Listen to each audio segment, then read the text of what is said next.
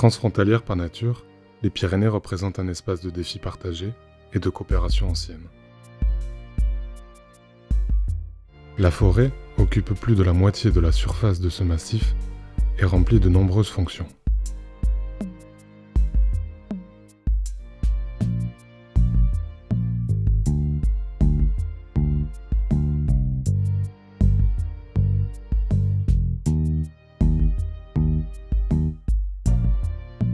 Les changements climatiques peuvent avoir un impact fort sur nos forêts.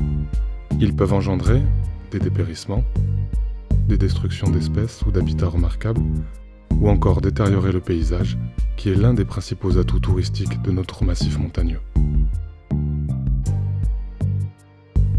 Les forestiers pyrénéens anticipent ces bouleversements et développent des outils communs pour mieux cerner son impact sur nos forêts et pour les aider à s'adapter.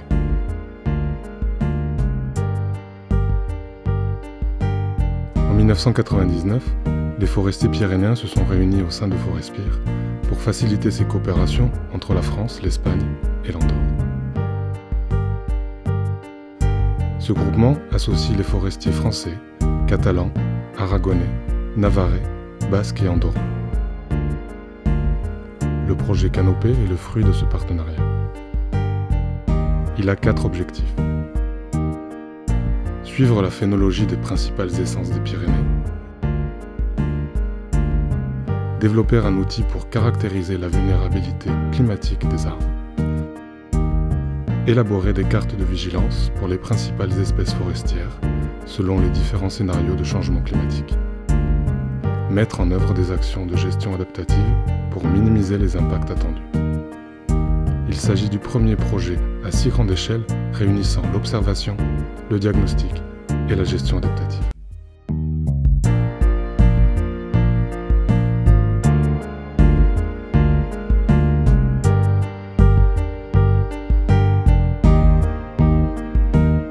La tâche à laquelle nous travaillons dans le cadre du projet Canopée consiste à établir des cartes de vulnérabilité climatique de chacune des espèces importantes dans les Pyrénées françaises, andorranes, espagnoles.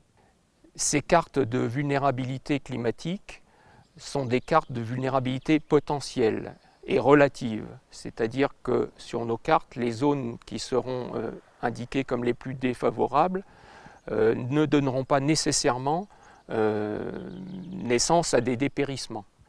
L'objectif, c'est néanmoins que les gestionnaires forestiers, notamment, focalisent leur surveillance sur ces zones les plus défavorables a priori. La façon dont nous procédons est la suivante. Nous avons la connaissance d'une part de la répartition actuelle des espèces, d'autre part nous avons des informations climatiques qui nous sont fournies par exemple par Météo France ou AEMET en Espagne, leur équivalent en Andorre. Nous établissons un lien entre la présence actuelle de ces espèces, le climat actuel, le climat de référence. Ensuite, comme les collègues climatologues nous donnent aussi des informations sur un climat futur qui est souvent plus élevé en température et en niveau de sécheresse, nous sommes capables, via la relation établie sur la période actuelle, de fournir des cartes potentielles de la distribution future des espèces dans ces conditions climatiques à venir.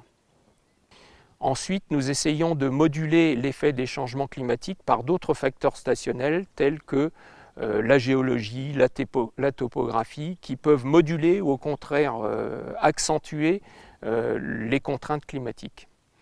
Les limites de ces approches tiennent notamment au fait que les scénarios climatiques futurs, on emploie le pluriel en général, il y a plusieurs scénarios qui sont possibles, on ne sait pas lequel se produira. D'autre part, les limites sont liées à nos modèles proprement dits. Nous n'avons pas toujours les informations ou les connaissances nécessaires pour aboutir à des modèles qui soient parfaits. Néanmoins, ce qui ressortira de ce projet est très attendu par les gestionnaires forestiers, mais aussi par le grand public pour avoir une connaissance générale de ce qui se profile à l'horizon.